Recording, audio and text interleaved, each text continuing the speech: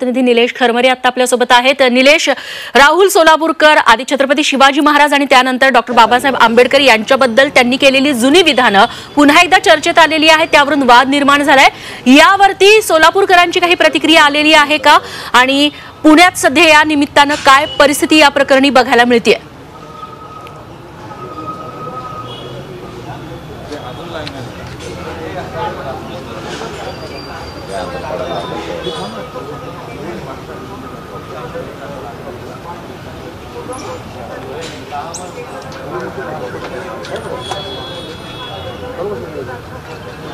नक्कीच रेश्मा, खरं तर आता राहुल सोलापूरकर यांचं अजून एक व्हिडिओ जो आहे तो व्हायरल होतो आहे। त्या व्हिडिओमध्ये डॉक्टर बाबासाहेब आंबेडकर यांच्याबद्दल आक्षेपार्ह विधान त्यांनी केल्याचा असा दावा आता जितेंद्र आव्हाड यांनी केलेला आहे। तो व्हिडिओ आता सोशल माध्यमावर फिरतोय। मात्र या पार्श्वभूमीवर आता राहुल सोलापूरकर जे आहेत त्यांच्या घराच्या समोर जो आहे तो बंदोबस्त या ठिकाणी आता वाढवलेला आपल्याला पाहायला मिळतोय। खरं तर शिवाजी महाराजांच्या वक्तव्यानंतर 5 दिवस त्यांच्या घरासमोर बंदोबस्त लावण्यात आला होता। आता आणखीन हा बंदोबस्त आहे तो वाढवण्यात आलेला आहे। या ठिकाणी जवळपास आता 35 पोलीस कर्मचारी आणि 4 अधिकारी या ठिकाणी आता तैनात करण्यात आलेले आहे। पुण्यातील कोथरूड परिसरातला लक्ष्मी कवच ही जी सोसायटी आहे, याच सोसायटीच्या 3ऱ्या मजल्यावर राहुल सोलापूरकर राहतात आणि जे आज विधान केलेलं आहे किंवा तो जो व्हिडिओ व्हायरल झालेला आहे त्या पार्श्वभूमीवर आता पुणे पोलिसांनी त्यांच्या घरासमोर या ठिकाणी बंदोबस्त आहे तो या ठिकाणी वाढवलेला आपल्याला पाहायला मिळतोय। खरं तर आज सकाळपर्यंत या ठिकाणी काहीच हालचाली नव्हता, मात्र जितेंद्र आव्हाड यांच्या व्हिडिओ नंतर या ठिकाणी जो बंदोबस्त आहे तो वाढवण्यात आलेला आहे। अनेक आंबेडकर अनुयायी आहेत, त्यांनी या ठिकाणी आता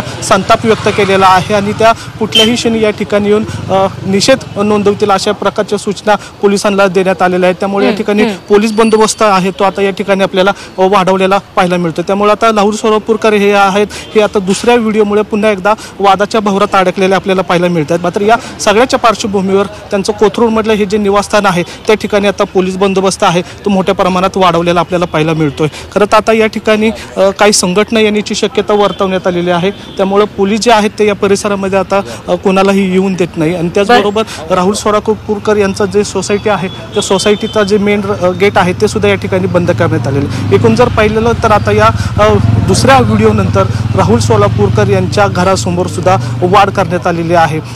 खरं तर आता या प्रकरणामध्ये वेगवेगळ्या संघटनेकडून त्यांच्यावर गुन्हा दाखल करण्याची मागणी होत आहे, मात्र शिवाजी महाराजांच्या वक्तव्यानंतर त्यांच्यावर गुन्हा दाखल झाला नव्हता।